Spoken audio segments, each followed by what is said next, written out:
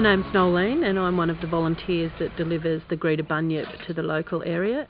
The newsletter came about after a series of workshops that were initiated by the local council, and a lot of the residents came together, and out of it came the issue of communication, and that there really was no way for residents to get a good idea of what was happening. And it was also identified that people would like to have a newsletter, and so that was one of the things when we were looking at what can we do, and hence the Greta Bunyip was born.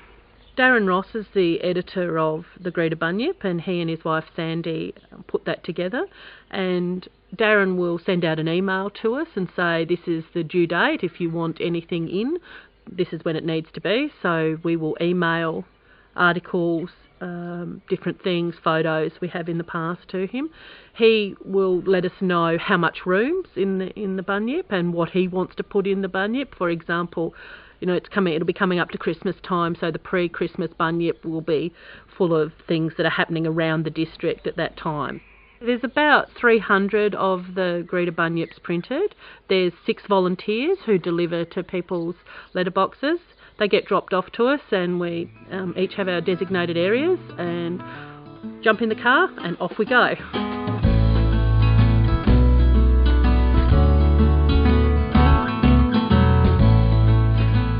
My name's Allan Porker. I came to this district some 30 years ago this December. I'm part of the organising committee, although my main role is a delivery boy, and the delivery run takes about 2.5 hours. I think my delivery run's the longest of all of the groups at the moment. Bunyip Newsletter, we've just finished our 12th edition, so we're about 2 years down the track from that being organised. It's a wonderful little addition to the community. Not everybody takes the local newspaper, and often the newspaper only presents what has happened rather than the upcoming events. And lots of people find it very useful to have a timetable of upcoming events available for them to make sure they get along to all the things that are important in the district. Sport at the moment, I would say, is the number one focus to bring lots of people together. I see the importance of physical activity in a community, and around this district we've been very lucky. Most of the kids around here take part in sport.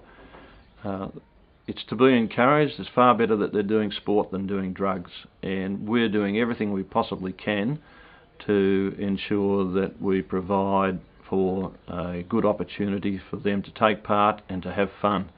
And probably one of the main reasons that I've been involved in the setup of the Bunyip and that sort of thing is that we really need to gear up and do some renovations in this building. It seems that you need to have a complete community focus with everybody on board to generate the kind of conditions where you'll get funded.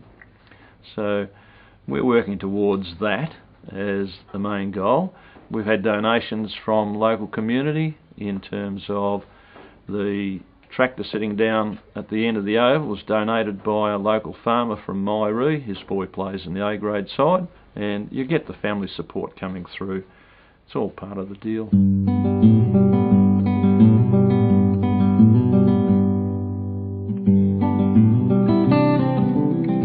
My name is Joan Ellis, and I've lived here at Greta for almost 40 years, and I'm one of the 3 founding members of the Greta Heritage Group. So in the latest edition of the Bunyip, there's an article from the Heritage Group, and in that I talk about the 2 halls and how the recreation reserve came to be. And another feature in the article is also about the fact that it's now 60 years since that fire came through this district, and there aren't too many people around who've got a living memory of that, and so we thought it was important to somehow mark that occasion. So at the end of the year, in November, we're combining with the Fire Brigade when it's their open day, and we're going to have a display there of some of the articles and perhaps memorabilia that come from that time. Well, for me, becoming aware of our heritage and sharing our heritage, that's part of who I am. I've always been interested in history and always been the person in the family who grabbed the camera, and sometimes that's a nuisance and sometimes they later like it. So I've taken photographs really around the district for a long time, just for my own personal interest, and now I'm at the point in my life where I can begin to do something more about it and work with others to capture that history before all the people who can tell us something about it are gone, and also to share it with the new people in the district, because most of them don't have that opportunity to know much about what's gone on before. Well, I think the Bunyip is important because it's a way of communicating with lots of people in the community, and some of whom don't even live here anymore.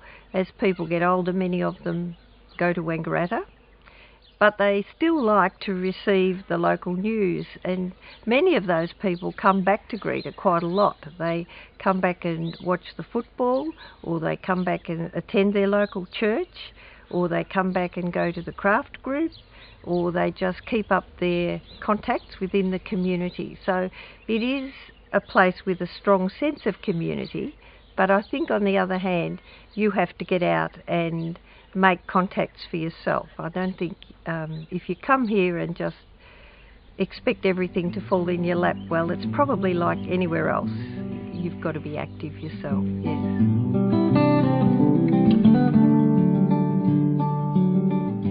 Oh, look, it's a fantastic community. It's a very diverse community. You have a really good mix of families that have been here from the very early days, families that have moved in. You have, again, that mix of the farming community, people with different businesses, people who've moved to the area wanting to have a different lifestyle, that lovely rural lifestyle that we've got here, and not being far from work. Given that we've just come out of an 11-year drought with 2 years of very good seasons, overall it's just a wonderful place to live. The community here, it has been outstanding from the moment we set foot in the place. People to me are very important. I've really enjoyed taking part in this community. It's a really good feeling to get the Bunyip out there. We're all really busy people and we have to fit it in around school, work, other events that we're doing. But it's really important that it gets out there, and it wouldn't get out there and reach the people that it does if the volunteers weren't able to do it. But they're committed to getting it out, and it means that we actually get things out and about into the community that otherwise wouldn't get there.